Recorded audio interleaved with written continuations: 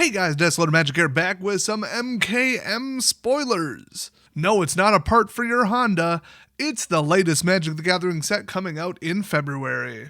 People braver than me have read the story and said it's absolute nonsense and it is a thin excuse to go back to Ravnica for the 49th time, I think.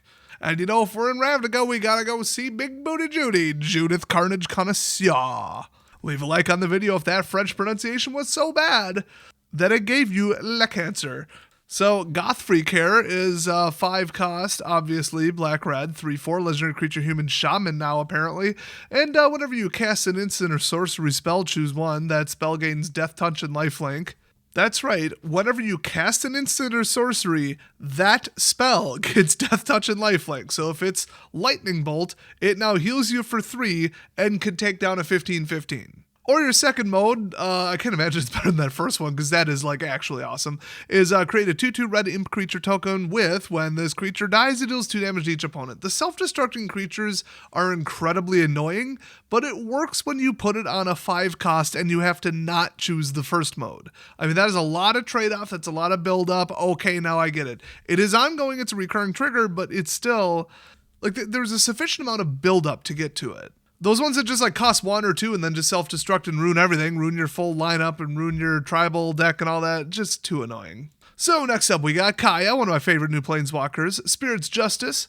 White-black, 4 total cost, 3 loyalty, and whenever one or more creatures you control and or creature cards in your graveyard are put into exile, you may choose a creature card from among them until end of turn. Target token you control becomes a copy of it except it has flying, which is a bit roundabout, but you can get something done with that. I mean, resurrect her deck, throw her in, why not? And, whoa, what is she holding? Anyway, +2, Surveil 2, and then exile a card from a graveyard. So, you know, there you go. She's like her little self-contained spirit engine thing.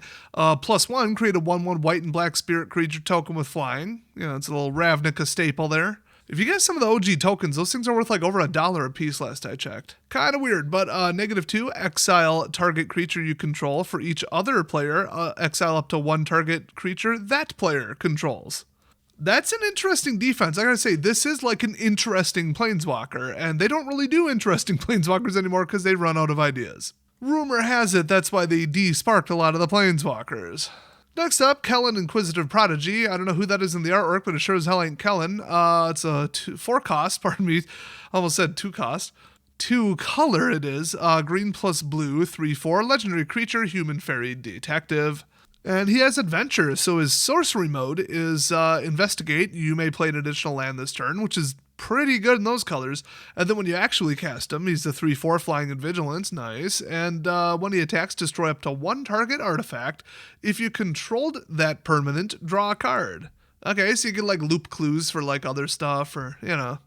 This is good. Like, it's not outrageously good, it's just solid good. Which means it's probably not good enough for Commander or Standard. That's what they get for raising the power level so damn high. Speaking of that, Aurelia's Vindicator. 4 cost, double white, 4/2 angel. No legendary, but it is a mythic. It has flying, lifelink, ward 2, and then disguise X, 3/1 white. And whenever Aurelia's Vindicator is turned face up, exile up to X other target creatures from the battlefield and or creature cards from the graveyard. I probably should mention that it's just morph. You just pay 3 to put it face down, it's 2/2, and then disguise, you pop it up. You do like one other thing, I mean, surveil or something, I don't remember. Investigate maybe. So it's just ultra mega morph. So you just nuke a big portion of all the graveyards, but then when it leaves the battlefield, return the exiled cards to their owner's hands. I really, for that amount of money and that amount of roundabout stuff, was definitely going to say it was going to enter the battlefield, but nah, white doesn't really do that. They don't do bulk resurrections without limiting it to like 1 or 2 mana cost, and she did not. So yeah, there you go. Still, 4+ X to flip it up. And all it does is return it to your hand. This isn't even like a good card, except if you pull it early game and really don't have 4, you're color screwed. You just want to slap it down for, I guess, 3 and just use it as a 2/2 and then maybe use disguise later? Because you're like losing? I don't know. I mean, flying lifelink ward 2, 4/2 in the air. Like, there you go. I mean, there's your card right there. Next up, we've got Etrata. Deadly Fugitive. It's a 3 cost blue black 1/4 legendary creature vampire assassin. And she has Death Touch, and face down creatures you control have pay 4, and then turn this creature face up. Okay, very few of them have a disguise cost lower than that. If you can't, so in other words, like if it's not face down, exile it, then you may cast the exiled card without paying its mana cost. Okay, that's a head scratcher. Actually, when would that happen? Okay, only face down creatures you control have that ability. So you would pay for turn this creature face up, but then if you can't, what face down creature can you not turn face up when it says turn face up? Nothing from standard construct. I can think of a couple mechanics, but nothing from this set. Nothing from the last couple sets unless I'm missing something. I don't play standard that often, so you got me. So if you can't exile it, then you may cast it without paying its mana cost. How the hell is it okay, you know what I'm thinking? I think there's another card that says all like creatures in your library are considered to be face down or something like that. But how could you activate an ability of it if it's not in play? And if it is in play, it wouldn't fail to go face up. Okay, somebody who's already solved this, the 1% of you who figured this out, already posted in the comment section, so you know what? I don't care. So whenever an assassin you control deals combat damage to an opponent, cloak the top card of that player's library. Oh, I think cloaking is the thing that makes it face down, but still, like that still doesn't make sense.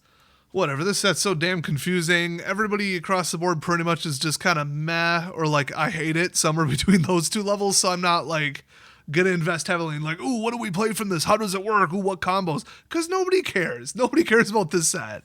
It's an interesting train wreck to look at, which is why you're probably still watching this video, plus, you know, snarkiest spoilers on YouTube, first place gold medal, given to and received by me myself. Hey, next up we got Agros Kos, Spirit of Justice. It's a Boros colored, so candy cane colored. See, which one of those two did you identify quicker in your head? Just saying. 2/4 legendary creature, Spirit Detective, double strike and vigilance. Nice. And when he enters the battlefield or attacks, choose up to one target creature. If it's suspected, exile it. Otherwise, suspect it. A suspected creature has menace and can't block. Did I mention that people absolutely hate the convoluted crap that they did for the mechanics in the set? I have a pretty good disdain for it. Other people are like going nuts on it. They just hate it. I wouldn't go that far, but I could see it. Next up we got, and I wish I was kidding, Massacre Girl Known Killer. I believe we've already seen this in the preview spoilers or whatever, but hey, it's 4-cost 4/4 menace. Creatures you control have Wither, which is cool that that's back. They deal damage to creatures in the form of -1/-1 counters, and then whenever a creature an opponent controls dies, if its toughness was less than 1, draw a card. That includes 0, by the way, in case you're not paying much attention. So nothing too special, just really, really good. I mean, a 4/4 menace, and then every other creature has Withers, which makes blocking insane. She still, you know, dies to removal, but like, come on. And even on the way out, you double block her, menace, Wither, she herself has Wither. And that card draw ain't 1 per turn. Okay, so you ram like, you know, 10 creatures into the line of whatever, kill a couple of them. They all had Wither. In theory, you, unless you had Death Touch, just killed absolutely everything and, you know, pulled like 6 cards or something. So yeah, she's going to be a bit of a lightning rod, but it's not like, you know, game ending like right now. It's just like, oh, over time or the next couple turns, this could be a problem, which that's how you print a good, powerful card. Not, oh, I'm going to lose in the next turn or this completely shuts down my entire deck, which is what they've been doing with garbage like Haughty Djinn or that stupid Furnace card or whatever that's like 2/1, 3/1, 4/1, 5/1, 6/1. That card needs to be banned immediately. So next up we got Tolsimir, Midnight's Light, also known as that one guy from Lord of the Rings. It's 2 white plus 1 green plus 2, and you only get a 3/2, but it's a legendary creature, Elf Scout. Yeah, we get it. Okay, it's Legolas. Okay, so lifelink, and when he enters the battlefield, create a Voha Fenstalker, a legendary 5/5 green and white wolf creature token with trample. That's a spicy boy. And whenever a wolf you control attacks, I wonder which one they could be referring to. If Tolsimir attacked this combat, target creature an opponent controls blocks that wolf this combat if able. So, you know, once again, interesting. Not like game ending, but just good. Next up we got Trostani, 3 Whispers. I remember Trostani being pretty good in the past, and this is a mythic, so this should be good. So it's 1 white, 1 hybrid white-green, and then green. So 3 cost, 4/4 legendary creature dryad with 3 abilities. Holy crap. So 2 with 1 being green. Target creature gains death touch until end of turn. Hybrid between them, 1. target creature gains vigilance until end of turn, and then 3, with one of them being white, target creature gains double strike until end of turn. Oh my god, that is powerful. Right now in the game, in Standard Constructed, that is nuts. At the pre-release, this would be nuts. In a draft, this would be absolutely bonkers. Yep, I called it. Another Tostani card. Now get this. Here's the really shocking part about this card. I had to look. The pre-order price right now on the website I'm looking at, $6. I thought $12 minimum. I mean, it's just like a more color-restricted version of Kenrith, but in some cases, in a creature-heavy deck, it's actually better. Now, I get it. It doesn't give lifelink, and you gotta pay for it over and over and over, and the best one costs 3, but still, this is so stupidly powerful. So then I thought, oh yeah, okay, so we got like the foil something, who knows, variant, I don't even know or care what they're called. Then you got the non-foil something. Oh, that's hilarious. So foil $6, non-foil $9. There are all kinds of comments I can make about that. And then the even more different variant thing. Ooh, $9. Still, like, come on. Not one of those is $20. Come on. Now, I don't know if they just haven't gone for sale yet and that's the best guess or what's going on, but I don't know, they should be. All 4 of them are marked as out of stock. And if that happened by people actually purchasing what this vendor thinks they are going to open, then they would have raised the price. That's just weird. This whole set is weird. I think it's going to flop pretty hard. Next up, we got Kylox Visionary Inventor. Oh god, it's a 7-cost Izzet card. That cannot possibly be good. Legendary creature, Viashino Artificer 4/4, Menace, Ward 2, and Haste. Okay. You pay 7, you want to probably throw a little ward on there. Whenever he attacks, sacrifice any number of other creatures, then exile the top X cards of your library, where X is their total power. You may cast any number of instant or sorcery or sorcery spells from among the exiled cards without paying the mana cost, because of course. It's a 7/7 with Menace, and you got to get away with an attack with it only being a 4/4. You better be able to boost it, and if you're running a boost deck, you're probably not running these colors, and you're probably not paying 7. And then, okay, so you attack, sack any number of other creatures you control, so you got to gamble on that. Exile the top X cards of your library, where X is the total power of the cards you nuked, but then you may cast any number of instant or sorcery spells from among the exiled cards without paying the mana cost. Usually I hate glass cannons, and usually I hate Izzet spell spamming trash, but this requires you to run creatures and requires you to get to 7, so this is actually just like some kind of absolutely mental glass cannon to end all glass cannons. I mean, yeah, okay, we've all played like legacy glass cannon stuff, but this is bonkers. I don't completely and utterly hate this. I only kind of revile it, but like, nobody's gonna play it, so who cares? And if you can pull it off, more power to you. I would love to see somebody whiff on this. There is way too much control for this to work, and this is unplayable at pre-release. I'm not sure what this is supposed to be. I guess a commander card? I don't know. Next up, the case of the ransacked lab. Who would do that to a Labrador? How dare you? So first up, it enters with instant and sorcery spells you cast cost 1 less to cast. Thanks, I hate it. And then to solve this, you've the way they phrased it, to solve this, you would have had to have you've cast 4 or more instant or sorcery spells this turn. So if you do that, it goes to solved mode at your end step, and then when it is solved, from then on, whenever you cast an instant or sorcery spell, draw a card.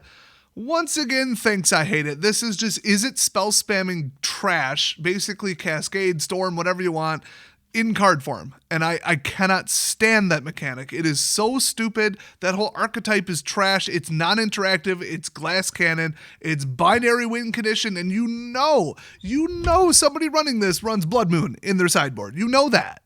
These people are sick. And I didn't even mention people who play like instant and sorcery base mill. Those people are deranged. Okay, you need to just keep you, yourself, your kids, your wife, your husband, because they're coming after everybody out here, away from people like that. Parents, if you ever find your kids running a mill deck or some kind of Cascade, Storm, spell spam, Izzet crap, just send them off to military school. Just, you gotta just hit that as hard as you can, as early as you can, because clearly they have a mental problem. Anyway, next up we got Krenko, Baron of Tin Street. Oh god, here we go. 3 cost 3/3 legendary creature goblin with haste. I already hate it, because just who even likes the color red? And tap it, sack an artifact, put a 1/1 counter on each goblin you control. Oh, it's goblin tribal card instead of traditional rush. Okay. Now it's going to be played by people who just don't know how to build red wins. Whenever an artifact is put into a graveyard from, this keeps getting weirder, from the battlefield, you may pay 1. Oh, clues, but okay, whatever. If you do create a 1/1 red goblin creature token, it gains haste until end of turn. Okay, so this is kind of like a self-contained, just weird card. I almost wonder if this is for limited, but I mean, you guys know the rule is if it's in the common or uncommon slot, it's probably for draft or sealed. And if it's in the rare or mythic slot, it's not, because it's not going to show up in your pool. Okay, a common's going to show up, a rare isn't. In 16 packs or, 8 around the table times 3, you're going to see a certain common, you know what I mean?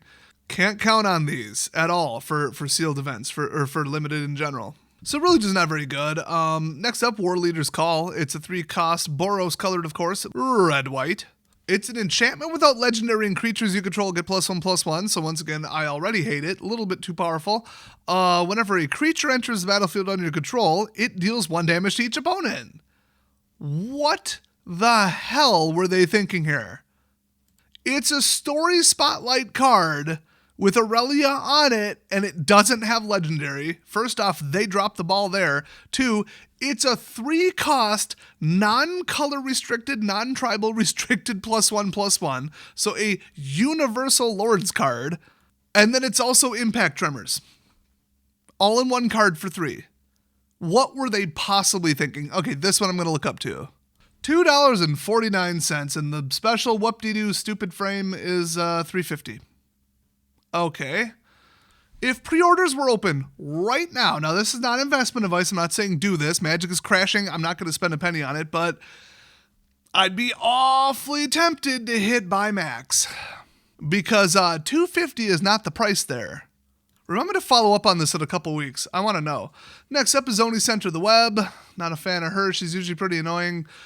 6 cost. Black, green, 5/4 legendary creature, elf detective with menace, and whenever his only center of the web enters the battlefield or attacks, you may collect evidence for. What does that do? Who knows? If you do, create 2/1 black and green spider creature tokens with menace and reach, and then sacrifice 4 tokens.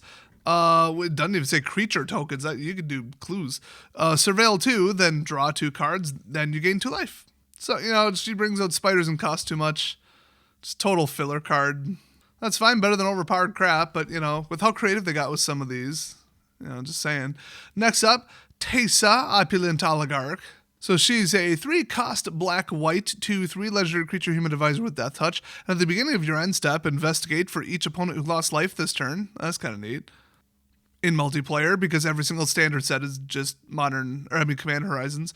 And then whenever a clue you control is put into a graveyard from the battlefield, create a 1/1 white and black spirit creature token with flying. This is actually like a pretty good card.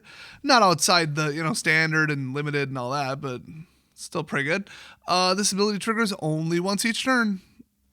That's just a solid rare, where if you're playing those colors, whatever. Next up, Axebane Ferox. It's a 4-cost double green 4/4 creature beast with Death Touch and Haste.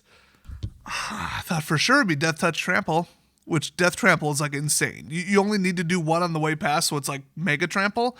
But what the hell are they doing putting haste natively on a green creature? That's a bit odd. Anyway, Ward Collect Evidence for. Okay, what is... Just stop with all the puns and the dumb, stupid names and the let's make it fit the narrative. This is 100% a top-down set, and top-down sets are always this completely batshit. So, okay, whenever this creature becomes the target of a spell or ability... I know what Ward is. They're going to explain Ward, but not Collect Evidence for? Okay, counter it. Wait, unless that player exiles cards with a total mana value of 4 or greater from the graveyard. Okay. Interesting. Overpowered and annoying, but interesting. Next up, we've got Analyze the Pollen. Oh god, is that like dusting for fingerprints? So it's a 1-cost rare green sorcery. But as an additional cost to cast a spell, you may collect Evidence 8, which is exile cards with a total mana value of 8 or greater from your graveyard. This is like the 3rd graveyard packing general archetype that's in standard right now. So, yeah. All those self-mill cards are about to go up in price. and then drop, because this set's design is the last straw that people are going to possibly tolerate. So search your library for a basic land card. If evidence was collected, instead search your library for a creature or land card. I knew they were going to say that. Reveal that card, put it in your hand, then shuffle. I think they mean reveal that dinosaur with Discover 5. They might as well have just written it right on the damn card. Next up, Assassin's Trophy. Hey, that sounds familiar. It's 1 black, 1 green instant. Destroy target permanent or an opponent controls. Its controller may search their library for a basic land card, put it on the battlefield, and shuffle. Next up, No More Lies. I had to throw in one uncommon here because I don't know if I've ever seen a blue-white counterspell that I don't love. Render Silent is insane, and honestly, I even like Supreme Verdict. Not really a counterspell, I just like the card. And Hesperia is my homegirl. Also my commander.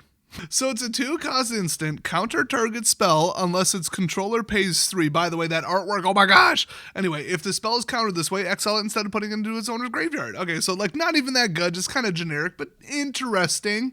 Certainly powerful for 2 if you're playing those colors. And that's the trade-off is if you're playing those colors, and then they didn't put it in the common slot, because you know, like, this is pretty tasty. Here's the weirder part. It says right on the bottom, promo pack. So I think they're referring to just this trim of it, and the normal frame would be not in the promo pack. I mean, the set symbol says it's standard legal. I don't know. Then they got triangles versus circles, and I still never even bothered to learn what those were. So, you know what? Let's move on. Commercial District. And this is kind of the last spoiler for this batch, but there are 10 of these. 1 for every pair of guild colors, and it's a brand new rare land. So $5 or $6 for the borderless fancy trim is what they're asking right now, and that's, you know, I think it'll fall. I think it'll fall to like 3 something, but you know, it's a brand new dual land. Like every commander player's ears just perked up. So it enters the battlefield tapped, and when it does, surveil 1. Really simple. Not very powerful or fast, but simple. So look at the top card of your library. You may put it into your graveyard. Graveyard packing and auto scry for 0 mana. In a lot of decks, that's really, really good. So you can see how I was cycling through all the different ones out there. They all do the same thing, but you know, that's interesting. I think the price of these, how quickly it falls, or if it even goes up, will be very telling as to the health of the game overall, because they're not doing anything that resembles showing off number of active players, sales numbers, or like anything that isn't kind of amalgamated with a different branch, all this mess around they do to make the stockholders not absolutely drop them like a hot rock. But, you know, my advice to them, not financial advice, just, you know, that rock's glowing. That rock's getting a little red toasty hot. Hasbro, which is worth like 10 billion, and that's it, bought a movie studio for like 3.5 billion, something in that neighborhood. Did absolutely all with it, and then sold it for like 400 million or something. That's the caliber of absolute out-of-touch fossils that are on the board of directors for Hasbro. Just FYI. Over the last 5 years, their stock is down 50%. If you still own their stock at this point, there is clearly something wrong with you, in my opinion. And they just had a garbage holiday season and fired like a third of their companies. So, yeah, they're not going to be around much longer, in my opinion. So, hey, thanks for watching. Subscribe for more epic content, and I'll see you guys next time.